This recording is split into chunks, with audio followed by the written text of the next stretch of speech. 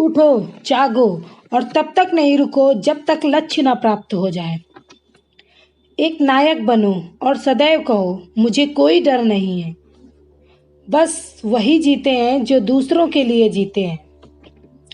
एक अच्छे चरित्र का निर्माण हजारों बार ठोकर खाने के बाद होता है। जिंदगी का रास्ता बना बनाया नहीं मिलता है, स्वयं को बनाना पड़ता है। जिसने जैसा मार्ग बनाया उसे वैसी ही मंजिल मिलती है। अपना जीवन एक लक्ष्य पर निर्धारित करो। अपने पूरे शरीर को उस एक लक्ष्य से भर दो और हर एक दूसरे विचार को अपनी जिंदगी से निकाल दो। यही सफलता की कुंजी है। ब्रह्मांड की सारी शक्तियां पहले से हमारी हैं। वो हम ही हैं जो अपनी आंखों पर हाथ रख लेते हैं और फिर रोते हैं कि कितना अंधकार है। संभव की सीमा जानने का केवल एक ही तरीका है, असंभव से भी आगे निकल जाना। जितना बड़ा संघर्ष होगा, जीत उतनी ही शानदार होगी। दुनिया मजाक करे या तिरस्कार करे, उसकी परवाह किए बिना मनुष्य को अपना कर्तव्य करते रहना चाहिए। जीवन में ज्यादा रिश्ते होना जरूरी नहीं है, पर जो रिश्ते हैं उनमें जीवन होना जरूरी है। दिन में आप एक बार स्वयं से बात करें, अन्यथा आप एक बेहतरीन इंसान से मिलने का मौका चूक जाएंगे।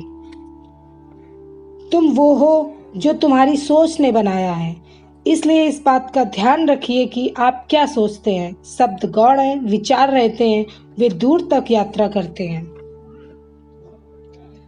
बाहरी स्वभाव केवल अंदरूनी स्वभाव का बड़ा रूप है।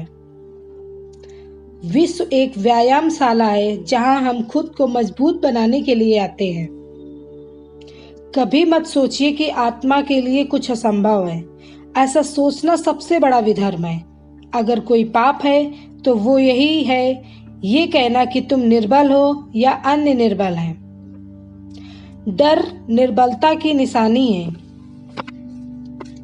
खड़े हो जाओ, हिम्मतवान बनो, ताकतवर बन जाओ। सब जवाबदारियां अपने सिर पर ओढ़ लो और समझो कि अपने नसीब के रचयिता आप खुद हो। भय और अधूरी इच्छाएं समस्त दुखों का मूल है। देश की स्त्रियां विद्या बुद्धि अर्जित करें, यह मैं हृदय से चाहता हूँ, लेकिन पवित्रता की बलि देकर यदि यह करना पड़े तो कदापि नहीं।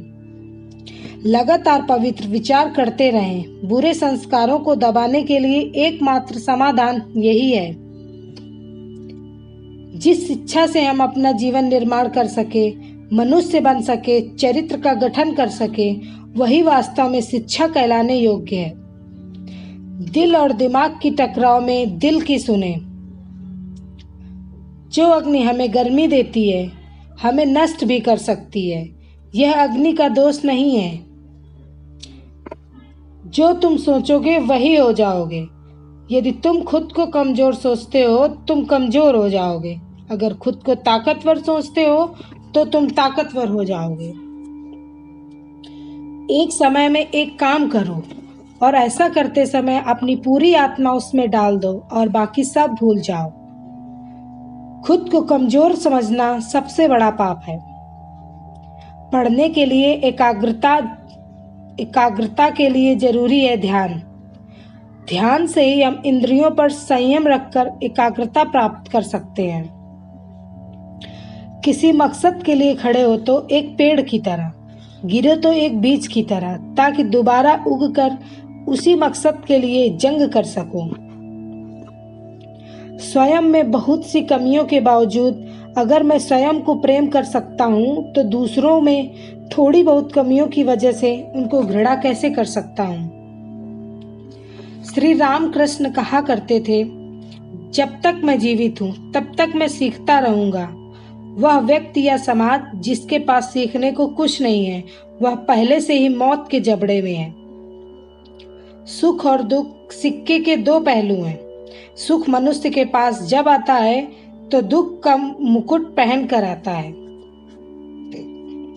हम जो बोते हैं वही काटते हैं। हम स्वयं अपने भाग्य के विधाता हैं। हवा बह रही है, वो जहाज जिनके पाल खुले हैं इससे टकराते हैं और अपनी दिशा में आगे बढ़ते हैं, पर जिनके पाल बंधे हैं हवा को नहीं पकड़ पाते, क्या यह हवा की गलती है?